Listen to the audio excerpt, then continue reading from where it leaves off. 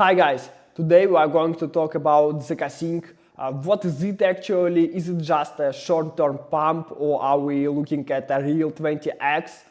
Let's figure out it together. ZKsync is a layer 2 project. It's a solution built on top of Ethereum that makes it faster while keeping almost the same security level. Layer 2s are needed in two situations. First, during a bull market, when everyone starts using Ethereum and the network gets overloaded.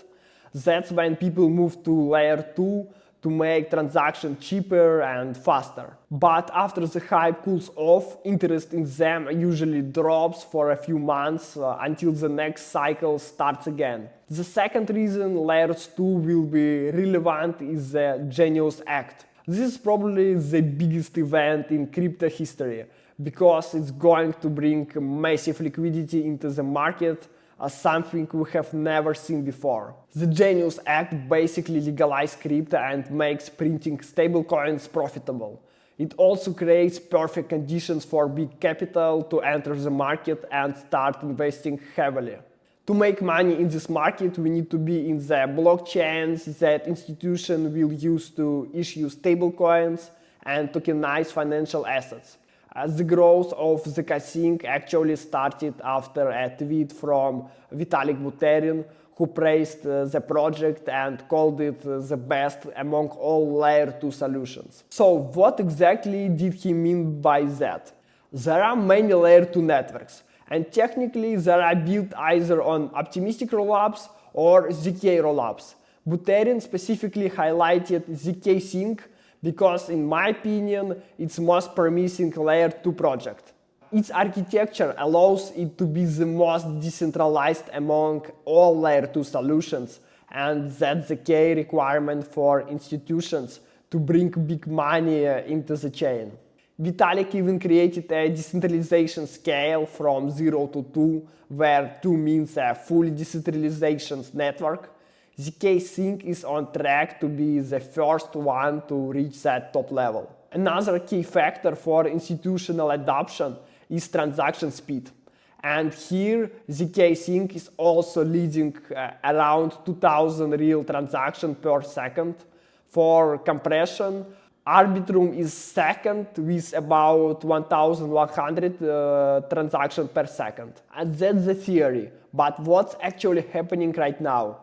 RWA, real-world assets, are becoming a huge part of crypto, and ZKsync is already ranked number 2 in this sector, far ahead of most other projects. ZKsync has tokenized around $2.3 billion worth of real-world assets. Aptos is in third place, BNB is all the way down at 7th, with about $900 million, and Solana is 9th with around $800 million. The next layer 2 project after ZKsync is Arbitrum, which has only about $800 million in tokenized assets. So Ethereum currently leads with roughly around $11 billion in total RWA, and about 20% of that is on ZKsync.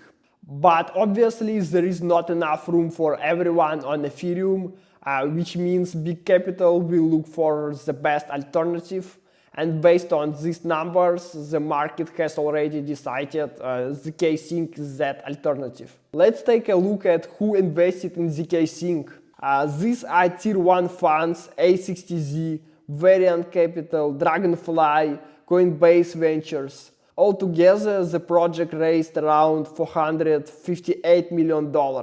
The average entry price for these funds is about 11 cents per token, and right now the price is around 8 cents. That means the market cap is around $600 million, while over $450 million of real money were invested into the project. Plus, the token is already listed on all of the top exchanges. Now, let's move to the chart. ZKsync launched in June 2024, when the market was already falling, so it started with a modest market cap of about $800 million. Then, along with the rest of the market, it dropped by 50%, but later pumped 2.5 times from 10 cents to 26. After that, it crashed again, just like the rest of the altcoins, down about 80% from the highs to the accumulation zone around 4 to 8 cents. But after the flash crash on October 10, it didn't recover like other assets. It kept dropping and even broke below that accumulation zone. At first, that looked awful. It seemed like the token was going straight to zero, but as I said earlier in my videos, when asset trades sideways for more than 6 months, like ZKsync did, market makers often use the same trick. They push the price below the all-time low to trigger panic selling before sending it up again. That way, some holders start panic selling at 4 or 3 cents because they bought at 15. That's a 75% drawdown. Out of $10,000 invested, they have got only about 2,500 left, and they just want to get out. At the same time, most people won't sell because it's psychologically hard to lock in a loss. So when the token suddenly starts growing and the rest of the market is still flat or falling, retail traders think it's an exit pump.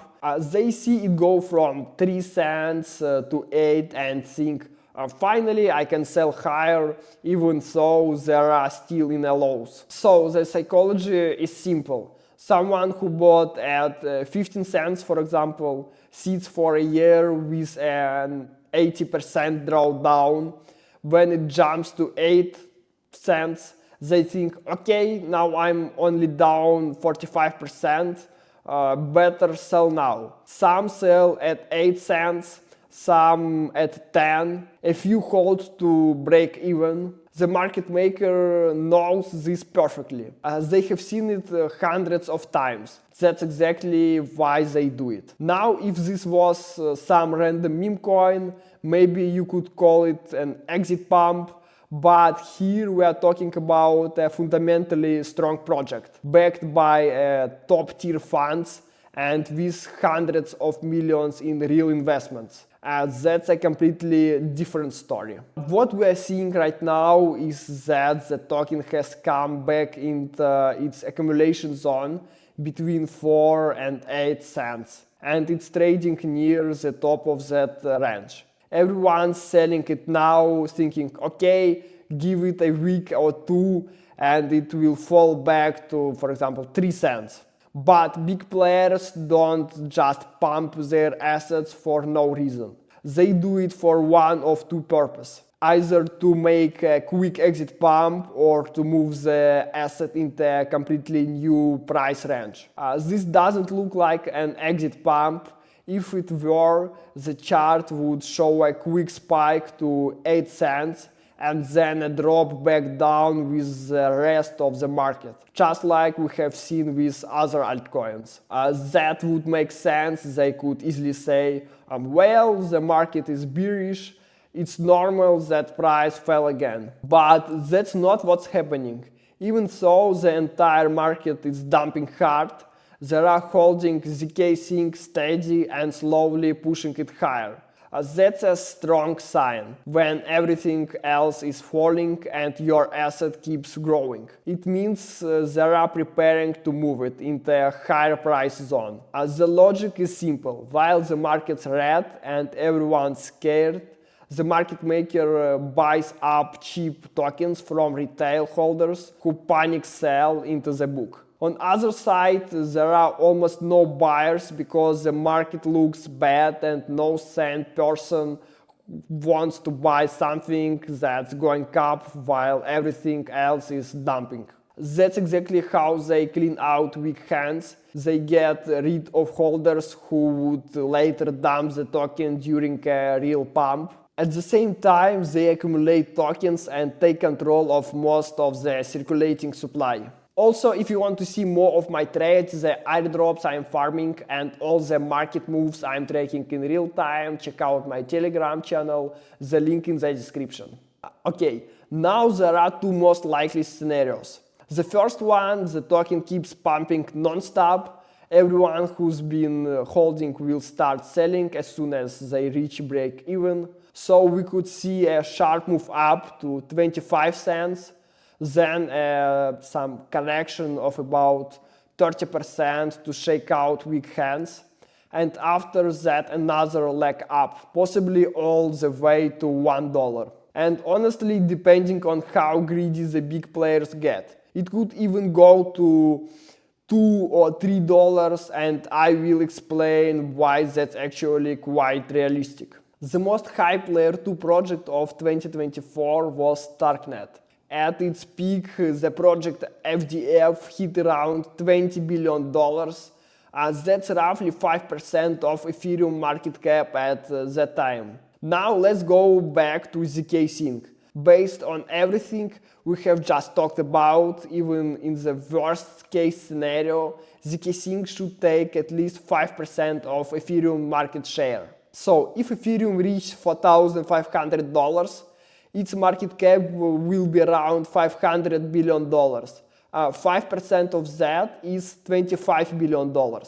Right now, ZKsync FDV is only about $1.75 billion, meaning the upside potential is nearly 15 times. And if it takes 10% of Ethereum's market cap instead of 5%, that's completely crazy gains and still totally realistic. So with a 5% share of Ethereum's capitalization, ZKsync would be worth around $1.25.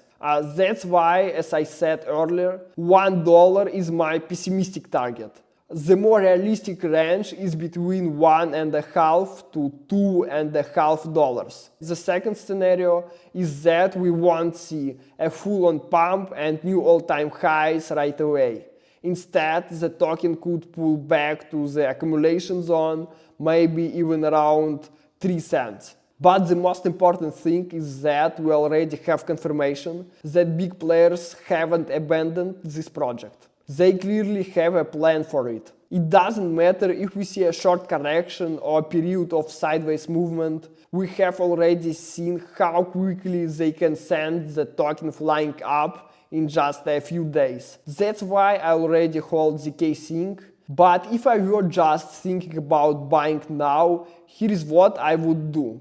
I would buy about 30% of my planned position at the current price. Yes, it's already up a bit, but it's still inside the accumulation zone, just near the upper edge. If it corrects back down to around 4 or 5 cents, I would buy another 30%. And if it drops all the way back to its absolute lows, I would use the remaining 40%. That way you build your position safely and get the best possible average entry price, while still staying in the game if the pump starts early than expected. Let's sum it up. We have got the Genius Act, a law that's going to inject massive liquidity into crypto. It's already confirmed to take effect no later than January 2027. But I believe it will actually kick in around spring 2026, right in the middle of the bull market. Companies will be able to create their own stablecoins and tokenize all kinds of financial assets, stocks, meme coins, and much more. And as I have explained, ZKsync is in the best position to become the main blockchain for big institutional money. ZKsync token is the native coin of this network. So it's only logical that by the time the Genius Act is officially launched, ZKsync will already be at or near its all-time highs. Once the act goes live and institutional funds start entering, the token will likely rise another 50%, giving the big players a perfect opportunity to start distributing their bags right when retail investors are just discovering layers 2 and rushing to buy ZKsync at the top. It's the same trap we saw with ETF approvals. Everyone thinks it's just beginning of massive rally, but in reality, that's when the distribution phase starts for the big players. And if you want to see more about my trades, market activity, and of course upcoming airdrops, check out my Telegram, links in the description. Also, if you need the exchange, the link in the description as well. That's it for today. Thanks for watching, and I will see you in the next one.